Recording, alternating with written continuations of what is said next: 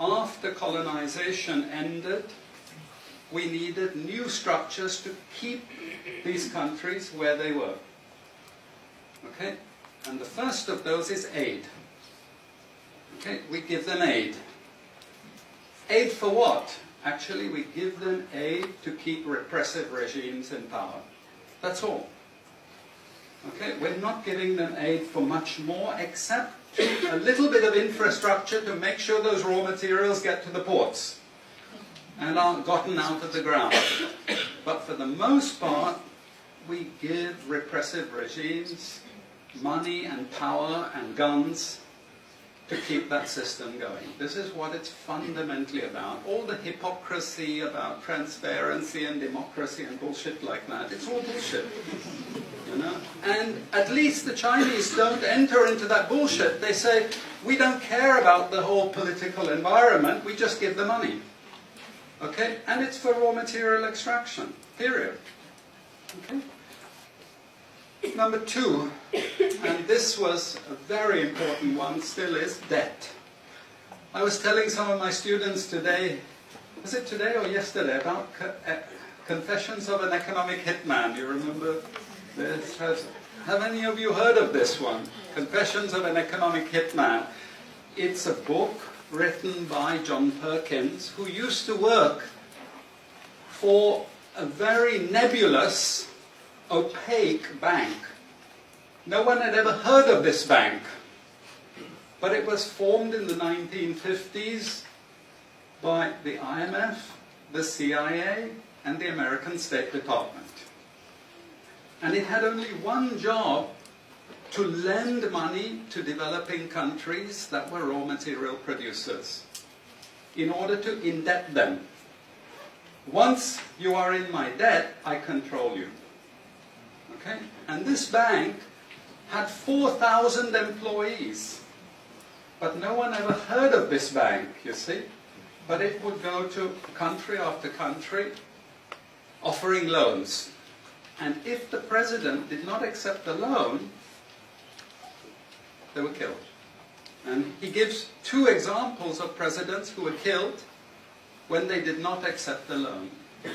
You see, the lending is also very important to trap the country. It's very important. It's part of that process. I teach in Suriname. And Suriname in recent times had a huge foreign exchange reserve. So big they didn't need to borrow money. And then one of my students, who was very high up in government, he said, you know, the IMF is trying to convince us to borrow money from foreigners. Why? I thought, duh, you know, sorry about this, but, you know, this is the game. And in the end, Suriname did borrow this money because the IMF said, if foreigners lend to you, then everyone will think Suriname is such a strong economy that foreigners are interested in lending to you. You understand? Before Lula came to power, you know, the previous president in Brazil, Cardoso, his predecessor, took a gigantic international loan. No necessity for taking the loan. Why? Because once I catch you with the debt strings, I hold you forever. You are my prisoner. Okay, so debt has been this huge spider's web which has trapped sub-Saharan Africa and keeps them held there. Aid, debt.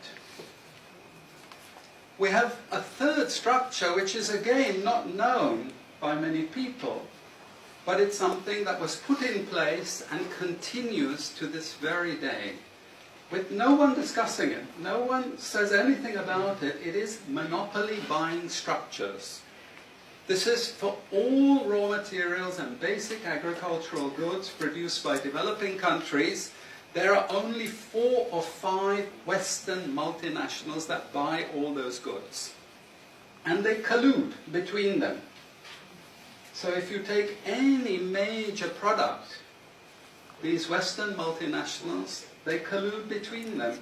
Even if we go down to banana production, we had a PhD done here at the ISS, and the person showed that the 4 or 5 major multinationals, they collude, and in order to make sure they control is total, what they do is they force all the producers to produce the same uniform banana. You know, the crap you buy in the West and has no taste at all. You go to any developing country, you know how a banana tastes, don't you? There's so many of them, lots of varieties, but we only market 1 or 2 types, so we have control, you see. If you don't produce at the price I want you to produce, I go to the next country. You see, we get control. So these buyers, they impose that control, and they keep pushing the prices down and down and down. Okay, this is the game. No one says anything about it. There are no commissions of inquiry to say, this is illegal, what you're doing. The WTO has nothing to say about this. But sorry to say, you know, if banana prices rose 10 times, especially for people like me who love bananas, okay, I protest. I like my living standards. Okay, it's the same with all the other raw materials, you see. We're all benefiting, we're complicit. We're actually complicit in this because we will protest and shout out if the situation ever changed.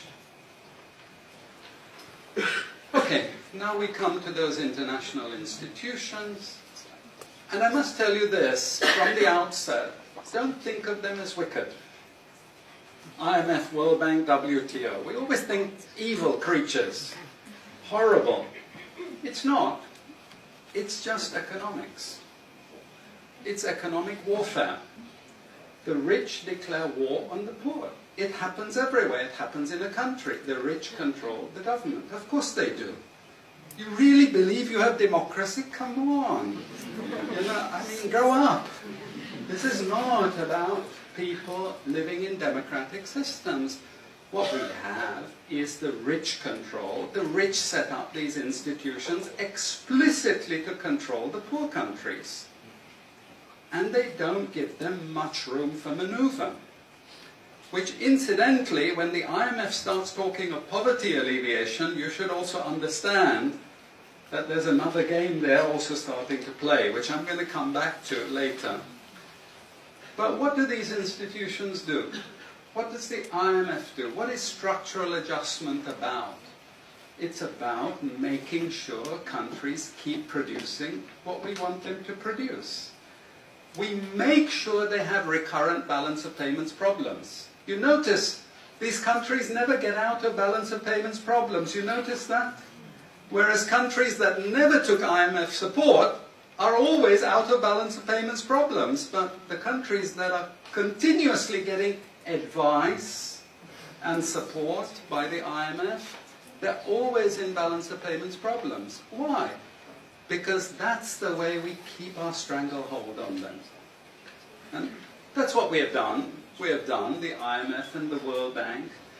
And they've also done something very, very important. And that is they have destroyed the self-sufficiency of these countries. Colonization started it. Okay? One of the most important things is we destroy food self-sufficiency. Okay? And the World Bank continued it. They forced most countries to eliminate all food subsidies and food support. Okay? Because once you don't produce your own food, I increase my control over you. How do we know this? Well, very funny thing happened some years ago. Not so funny, actually. It involved starvation of a large number of people in Malawi. Okay? Many of you could remember this because it was really tragic. But the Malawian finance minister, who was under terrible threat at the time, suddenly broke ranks and he said, well, you know why we had this famine? Because one of the conditions of the loan given by the World Bank was we destroyed all our grain surplus stocks. Why? Because remember, we want you dependent. 1970s, the US Senate, the US Congress said, we will not allow Latin America to produce their own food. We will start a strategy involving the IMF and the World Bank to destroy food self-sufficiency of Latin America. Then they will indeed be our true backyard.